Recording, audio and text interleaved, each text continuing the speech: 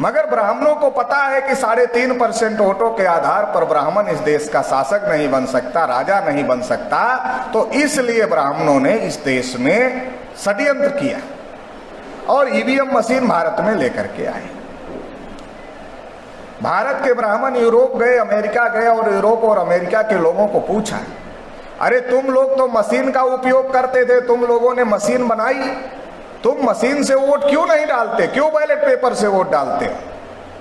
तो यूरोप के लोगों ने, अमेरिका के लोगों ने भारत के ब्राह्मणों को कहा कि मशीन में चोरी हो जाती है, इसलिए घोटाला होता है, इसलिए हमने मशीन का प्रयोग बंद कर दिया और हम केवल बैलेट पेपर का उपयोग करते हैं। तो भारत के ब्राह्मणों ने कहा मशीन में चोरी होती है, घोटाला होता है, तो यही तो हम ढूंढ रहे थे, क्योंकि 3.5% वोटों के आधार पर हम देश का शासक नहीं बन सकते, तो यही तो हम ढूंढ रहे थे, घोटाला करने वाली मशीन ही हमको चाहिए। और वो मशीन लेकर भारत में ब्राह्मण आए। बहुत सारे लोगों को केवल ये जानकारी है कि नहीं, बीजेपी के लोगों ने ही घोटाला करके चुनाव जीता, लेकिन इस मशीन को लाने का काम ही इंदिरा गांधी ने किया।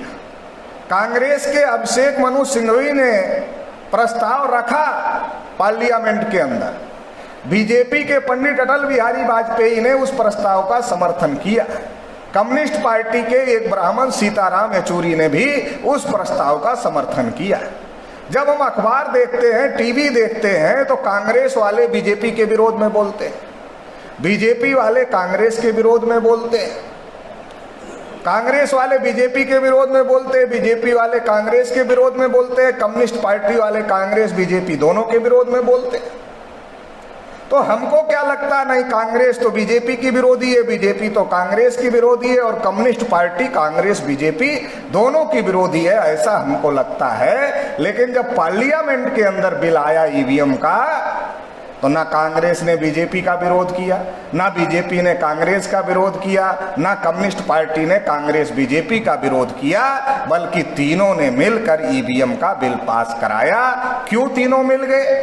क्योंकि जो चिंता कांग्रेस के ब्राह्मण को थी कि 3.5% वोटों के आधार पर ब्राह्मण इस देश पे शासक नहीं बन सकता, वही चिंता बीजेपी के अटल बिहारी वाजपेयी को थी, वही चिंता कम्युनिस्ट पार्टी के ब्राह्मण सीताराम येचुरी की थी।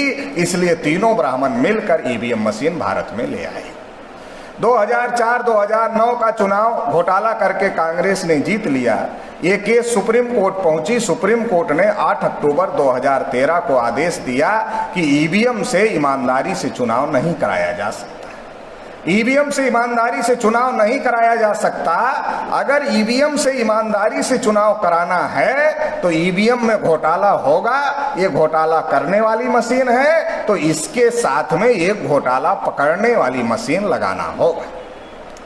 घोटाला पकड़ने वाली मशीन लगाने के लिए सुप्रीम कोर्ट ने कहा, जैसे एटीएम से आप पैसा निकालते हो तो पैसा निकलने के साथ साथ ही उसमें कागज की स्लिप बाहर आती है और कागज की स्लिप में लिखा रहता है आपने इतना रुपया आपके अकाउंट में था, आपने इतना निकाल लिया, इतना बचा हुआ है। वैसे ही जब मतदाता वोट डालेगा, अगर पंजे को दबाएगा तो पंजा छपकर बाहर आना चाहिए, कमल को दबाएगा तो कमल छपकर बाहर आना चाहिए, हाथी को दबाएगा तो हाथी छपकर बाहर आना चाहिए, जिसको दबाएगा वो छप करके बाहर आना चाहिए। ऐसा सुप्रीम कोर्ट ने आदेश दिया। क्यों आदेश दिया? क्योंकि ये तो मशीन है। अभी इस पे मोबाइल में 1:37 छपा है, 1:37 छपा है, तो 1 मिनट बाद ये 1:38 छप जाएगा। क्यों? इसमें जैसा फीड किया गया वैसा छपेगा। जैसे इसमें फीड किया गया है वैसे मशीन में भी फीड किया जा सकता है, उसमें भी फीड किया गया। हमारे बहुत सारे लोग कहते नहीं, मार्कपोल में तो नहीं पकड़ा गया, हम तो सुबह एजेंट थे, गए थे। कुछ हमारे कर्मचारी कहते नहीं, हम तो मार्कपोल करवाते हैं, उसमें तो नहीं पकड़ा जाता। मशीन को पता है कि इतने बजे तक मार्कपोल होता है और इतने बजे के बाद वोटिंग शुरू होती है, तो खेल कब शुरू करना है ये मशीन को पता है। मशीन में जो डाला गया है उसके हिसाब से मशीन काम करती है। तो इसमें कुछ भी छापा जा सकता है, हर सेकंड बदला जा सकता है।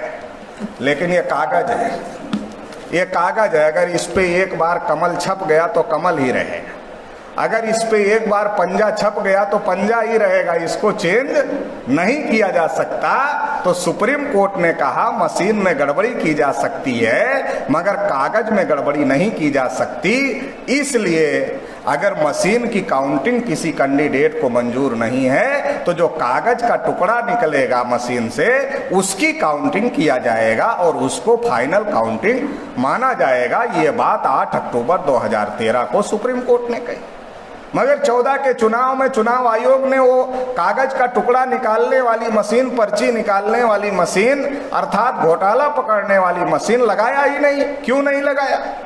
कांग्रेस और बीजेपी का समझौता हो गया, 10 साल ईवीएम में तुम घोटाला करके सरकार चलाओ, 10 साल ईवीएम में घोटाला करके हम सरकार चलाएंगे, तुम्हारे घोटाले पर हम चुप रहेंगे, हमारे घोटाले पर तुम चुप रहो, हमारे घोटाले पर तुम चुप रहो, तुम्हारे घोटाले पर हम चुप रहेंगे और दोनों मिलकर 10-10 साल तक राज करेंगे। इसलिए 14 के चुनाव में घोटाला पकड़ने वाली मशीन नहीं लगाई गई और नरेंद्र मोदी घोटाला करके चुनाव जीत गए और प्रधानमंत्री बन गए। जब ये बात मेश्राम साहब को पता चली, मेश्राम साहब सुप्रीम कोर्ट गए और सुप्रीम कोर्ट को कहा आपने आदेश दिया था घोटाला पकड़ने वाली मशीन लगाने के लिए, कागज का टुकड़ा पर्ची निकालने वाली मशीन लगाने के लिए, मगर चुनाव आयोग ने लगाया नहीं। मेश्राम साहब सुप्रीम कोर्ट से केस जीत गए और 24 अप्रैल 2017 को सुप्रीम कोर्ट ने दोबारा निर्णय दिया कि ईवीएम मशीन के साथ में पेपर टेल मशीन मतलब कागज की पर्ची निकालने वाली मशीन लगाया जाए। और जब 2019 में आप वोट देने गए होंगे तो आपको दिखा होगा कि उसके साथ कागज की पर्ची निकालने वाली मशीन, पेपर टेल मशीन लगी हुई थी। ये किसी और ने नहीं लगाया, ये लगाने का काम माननीय वामन मेश्राम साहब ने सुप्रीम कोर्ट से केस जीत करके किया। इसके बाद मेश्राम साहब को दूसरी बात पता चली। क्या पता चली? कि कांग्रेस और बीजेपी ने मिलकर 3 रूल ऐसे बनाए, क्योंकि कांग्रेस बीजेपी को पता चल गया अब ये पेपर निकल रहा है तो इसमें जो छप गया वही रहेगा। अगर हम मशीन में घोटाला करेंगे और पेपर की गिनती हो जाएगी तो पेपर की गिनती में घोटाला पकड़ा जाएगा और पकड़ा जाएगा तो कोई घोटाला करने के लिए राजी नहीं होगा, क्योंकि जो घोटाला करेगा वो पकड़ा जाएगा। पकड़ा जाएगा तो देशद्रोह होगा, देशद्रोह होगा तो उसको फांसी हो जाएगी। तो कोई भी अधिकारी, कोई भी कर्मचारी घोटाले में शामिल होने के लिए राजी नहीं होगा। इसलिए कांग्रेस, बीजेपी और चुनाव आयोग ने मिलकर 56C, 56D, 49A में 3 रूल बनाया और 3 रूल बनाकर ये जो पेपर के कागज था जो निकल रहा है पेपर टेल मशीन से, उसकी काउंटिंग को रोक दिया। वो तीनों रूल असंवैधानिक है, वो तीनों रूल अनकॉन्स्टिट्यूशनल है। इसको सुप्रीम कोर्ट में मेश्राम साहब ने चैलेंज किया हुआ है, उसकी केस अभी भी सुप्रीम कोर्ट में चल रही है। तो इसकी वजह से 2019 में अगर जो कागज का टुकड़ा बाहर निकला, अगर इसकी गिनती हुई होती तो घोटाला पकड़ा जाता, मगर गिनती हुई नहीं, इसलिए घोटाला पकड़ा नहीं गया। क्विंट नाम की एक वेबसाइट है, उसने खबर छापा 373 सीटों पर या तो ज्यादा वोट निकले या तो कम वोट निकले। मान लो आपने 200 वोट डाला था तो 200 ही काउंटिंग में बाहर आने चाहिए। 200 डाला तो 250 बाहर कैसे आ सकते? 200 डाला तो 180 बाहर कैसे आ सकते? जितना डाला उतना ही काउंटिंग में बाहर आना चाहिए। मगर 373 सीटों पर या तो ज्यादा वोट निकले या तो कम वोट निकले। 220 सीटों पर ज्यादा वोट निकले, 153 सीटों पर कम वोट निकले। मेश्राम साहब के पास बीजेपी ने 220 सीटें घोटाला करके जीता है, इसके डॉक्यूमेंट्री एविडेंस हैं और वो एविडेंस लेकर के मेश्राम साहब सुप्रीम कोर्ट जा रहे हैं। और जो 220 सीटें बीजेपी ने घोटाला करके जीता है उसको रद्द किया जाए। इतना ही नहीं, आपको एक और बात, आखिरी बात बता देता हूं। एक आरटीआई कार्यकर्ता ने जो कंपनी मशीन बनाती है उसको पूछा तुमने कितनी मशीनें बनाकर चुनाव आयोग को दिया? कंपनी ने कहा हमने 40 लाख मशीनें बनाकर चुनाव आयोग को दिया। फिर उस आरटीआई कार्यकर्ता ने चुनाव आयोग को पूछा कि तुम्हारे पास कितनी मशीनें? उसने कहा हमारे पास 20 लाख मशीनें। कंपनी कह रही हमने 40 लाख मशीन चुनाव आयोग को दिया, चुनाव आयोग कह रहा हमारे पास 20 लाख मशीन है। इसका मतलब क्या है? इसका मतलब यह है 20 लाख मशीन चोरी हो गई, 20 लाख मशीन गायब हो गई। और जब 20 लाख मशीन गायब हो गई तो मशीन कोई जेब में रख करके ले जाने वाली चीज तो है नहीं। 20 लाख मशीन ले जाने के लिए कई ट्रक लगेगी, एक ट्रक में 20 लाख मशीन नहीं जाएगी, कई ट्रक लगेगी। चुनाव आयोग के मिली भगत के बगैर 20 लाख मशीनें गायब नहीं हो सकती। इसका मतलब यह है कि चुनाव आयोग ने घोटाला करने वालों को 20 लाख मशीनें घोटाला करने के लिए दे दी। और 2019 के चुनाव में क्या हुआ? आपने जिन मशीनों पर वोट डाला उन मशीनों की काउंटिंग नहीं हुई। आपने जिन मशीनों पर वोट डाला उन मशीनों की काउंटिंग नहीं हुई। आपने जिन मशीनों पर वोट नहीं डाला, काउंटिंग के लिए वो मशीनें काउंटिंग सेंटर में ले जाई गई। मतलब आपने दूसरे मशीन पर वोट डाला और काउंटिंग गिनती दूसरे मशीन की। इसका उदाहरण मैं उत्तर प्रदेश से आया हूं। उत्तर प्रदेश में गाजीपुर एक जिला है, लोकसभा है, वहां से अफजाल अंसारी चुनाव लड़ रहे थे। अफजाल अंसारी के बड़े भाई मुख्तार अंसारी को उस इलाके में लोग डॉन कहते हैं। उनके लोगों ने जब इलेक्शन हो गया और काउंटिंग होने वाली थी, उसके पहले ईवीएम से भरी हुई ट्रक काउंटिंग सेंटर में जा रही थी, तो उनके लोगों ने, हथियारबंद लोगों ने उस ट्रक को पकड़ लिया। पुलिस वालों ने कहा ट्रक छोड़ दो। मुख्तार अंसारी और अफजाल अंसारी के लोगों ने कहा गोली मारना है मार दो, मगर ट्रक नहीं छोड़े। हंगामा हो गया, तो ट्रक नहीं छोड़ा तो अफजाल अंसारी चुनाव जीत गए। अगर वो ट्रक नहीं पकड़ पाए होते तो चुनाव हार जाते। जिन लोगों ने ट्रक नहीं पकड़ पाए वो चुनाव हार गए। अफजाल अंसारी ने ट्रक पकड़ लिया तो अफजाल अंसारी चुनाव जीत गए। नागपुर में नितिन गडकरी के विरोध में नाना पटोले नाम के एक व्यक्ति चुनाव लड़ रहे थे। उनके पास एक डिवाइस था, उस डिवाइस में मशीनों के सीरियल नंबर थे कि किन किन मशीनों पर वोट पड़े हुए हैं। जब काउंटिंग हो रही थी तो जिन मशीनों पर वोट पड़े थे वो मशीनें काउंटिंग सेंटर में नहीं आ रही थी। दूसरी मशीनें, दूसरे सीरियल नंबर की मशीनें गिनती के लिए आ रही थी। नाना पटोले ने कलेक्टर को ऑब्जेक्शन किया, झगड़ा किया। कलेक्टर ने उनकी बात नहीं माना तो नाना पटोले ने हाई कोर्ट में केस कर दिया। चुनाव आयोग ने अभी तक उनकी केस का कोई जवाब नहीं दिया। तो ये सारी बातें इस बात को साबित करती हैं कि दाल में कुछ काला नहीं है, पूरी की पूरी दाल ही काली है।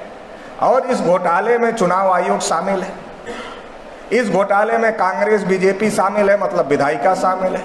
इस घोटाले में सारे देश भर के कलेक्टर शामिल हैं। जब तक कलेक्टर शामिल नहीं होगा तब तक घोटाला नहीं होगा, मतलब कार्यपालिका शामिल है। इस घोटाले में जज भी, सुप्रीम कोर्ट भी शामिल है। कोर्ट क्यों शामिल है? कोर्ट चाहे तो स्वतः संज्ञान ले सकती है, मगर ले नहीं रही है, तो कोर्ट भी, न्यायपालिका भी शामिल है।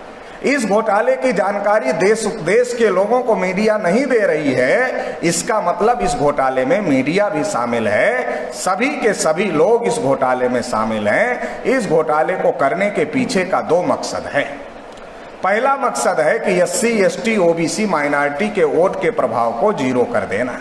इसकी वजह से रिजर्वेशन पर कोई अमल नहीं हो रहा है। इसकी वजह से शेड्यूल कास्ट की पिटाई हो रही है। शेड्यूल ट्राइब को गोली मारा जा रहा है, मुसलमानों को पीटा जा रहा है। क्यों पीटा जा रहा है? इस ईवीएम घोटाले ने हिटलर शाही पैदा कर दिया। लोकतंत्र खत्म हो गया। हिटलर शाही पैदा कर दिया कि हमारी जो मर्जी होगी करेंगे, तुम क्या कर लो, हमारी जो मर्जी है करेंगे, तुम क्या करोगे, तुम्हारे वोट की जरूरत हमको नहीं है, हमें तो मशीन वोट देती है, हमें तुम्हारे वोट की कोई जरूरत नहीं है, हमारी जो मर्जी होगी वो करें। इसके लिए 3 तलाक आए, इसके लिए बहुत सारे फैसले हो रहे हैं जो करने की औकात सरकार की नहीं थी। ईवीएम की वजह से कॉन्फिडेंस बढ़ा हुआ है। इसकी वजह से 52% OBC के लोग रिजर्वेशन मांग रहे, नहीं मिल रहा। मगर जिनका 80% कब्जा है उनको 10% 48 घंटे के अंदर सवर्णों को दे दिया। तो ये कॉन्फिडेंस आया कहां से? ये कॉन्फिडेंस ईवीएम की वजह से आया हुआ है कि हम कुछ भी करेंगे, आप क्या कर लोगे, तो हमारे वोट के प्रभाव को जीरो करने का कार्यक्रम है। SC, ST, OBC माइनॉरिटी के वोट के प्रभाव को ईवीएम ने जीरो कर दिया है। और दूसरा, जो क्षेत्रीय पार्टियां कांग्रेस बीजेपी के रास्ते की रोड़ा थी, अलग अलग राज्यों में जो क्षेत्रीय पार्टियां थी उनके बगैर कोई सरकार सेंटर में नहीं बनती थी, तो उन क्षेत्रीय पार्टियों को भी खत्म कर दिया गया। 2014 में मायावती जी को जीरो कर दिया गया था, 2019 में लालू यादव की पार्टी को जीरो कर दिया, अखिलेश को केवल 5 सीटें आई। ऐसे देश भर में जो क्षेत्रीय पार्टियां SC ST OBC माइनॉरिटी की हैं उनको खत्म करने का प्लान है। तो ये सारा प्लान बना करके वो लोग काम कर रहे हैं। इसलिए आज की तारीख में हम लोगों के पास में मात्र एक विकल्प है, वो विकल्प है जन आंदोलन का। कोर्ट में मेश्राम साहब लड़ाई लड़ रहे हैं, मगर केवल कोर्ट में लड़ाई लड़ने से मामला हल होने वाला नहीं है, क्योंकि कोर्ट में भी वही लोग बैठे हैं। तो केवल कोर्ट की लड़ाई से मामला हल होने वाला नहीं है, इसके लिए जन आंदोलन करना होगा।